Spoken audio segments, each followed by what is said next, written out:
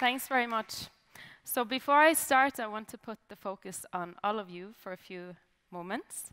So I'd like everyone to stand up, so just ignore the previous warning.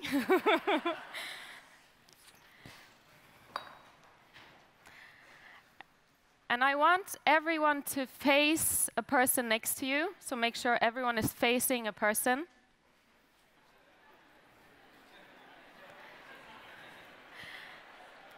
And now, I want everyone, in your own way, to give the person you're facing a really friendly, a really warm greeting.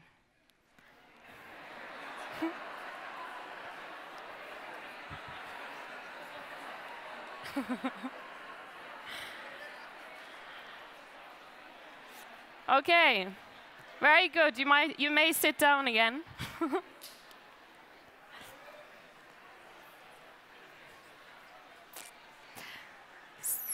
So I saw a few kind of awkward greeting moments in the audience, and that's what I'm talking about today. So my earliest kind of memory of a really awkward greeting was when I was around 16 years old, and I was on a family holiday in Norway, and I remember being introduced to these guys. They were in their 20s, and like I was used to in Norway, I put out my hand to greet them, and they just looked at me, no, that's not how we greet in Portugal. And one after the other, they approached me and embraced me with 2 or 3 kisses on the cheeks. And I was so embarrassed. I felt that they had completely intruded on my personal space. And this is a memory I'll never forget how I felt in that moment. So this is what my research is about. And as he said, my background is Norwegian and Irish. So I've always been interested in cultural-related communication and also how I was interpreted in Norway, and which was quite different in how people experienced me in Ireland, whereas my behavior didn't necessarily change. So since the greeting in Portugal, I've traveled a lot and lived in different cultures and countries, and I've noticed that my own greeting habits have also changed quite a lot.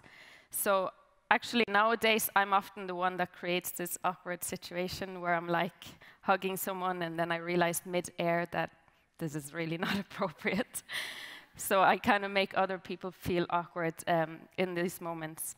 And there are other moments as well, you know, in business meetings, when you go to shake the hand of the person, and it's like it's either too hard or too loose, or sometimes they squeeze your hand so much that it hurts. And then there's sometimes I go a bit too forward and I touch their shoulder and I realize that wasn't really appropriate. And then it's the kissing greeting. So it's like, should I give 1, 2 kisses? Is it 3, 4, or even 5? And then it's always the same question, do I go right or left first? And recently I had a really awkward nose crash with a French friend of mine. I was so enthusiastic to greet him the French way, so I really went for it, and then we just banged our noses, and it was really painful and quite awkward. So I was interested to study this greetings, basically, in a more in my PhD, but also in the area where I grew up in Norway, close to the city of Stavanger. So I did a field work for my PhD study, which included 6 different cultures, Norwegian, Turkish, Vietnamese, Angolan, Somali, and Chilean participants. And I wanted to have quite wide-ranging cultures from different parts of the world, but also that included different religions, because our religious backgrounds also kind of influence our behavior. So what I found was that people were really enthusiastic to join the study because they wanted to represent their own culture from a first-hand perspective, which you don't often get a chance to do. So they were very enthusiastic, and here are some of the stills from some of the videos that I documented. And this was kind of the core work that I used to create my visualizations. So just to show you a few examples of some visualizations. So here are 3 greetings between a male and a female, and they're all strangers to each other. So on the left, you have a greeting between a Norwegian male and an Angolan female. And then in the middle, it's 2 Norwegians, and to the right, 2 Chilean people. So I wanted to look at the gestures, but also how in different cultures we use the space between us quite differently. And then I was very interested in how much touch is appropriate in the greeting, so you can start to compare. And then this overhead view shows the use of personal space, which I think is really interesting. And using color coding, you can start to kind of compare in different situations, but also in different cultures, what is kind of the appropriate use of personal space or people's comfort levels. So if you look at the Norwegian-Angolan greeting, it was actually a really funny moment, because it was kind of like my greeting in Portugal, where she was going in for the kiss and he wanted to do a handshake. And then you can see he's not completely in her zone, so he's keeping a bit more distant, where she's really going in for a lot of physical contact. So I was interested in how, in many cultures, you perceive touch and close proximity to another person as warm, friendly behavior.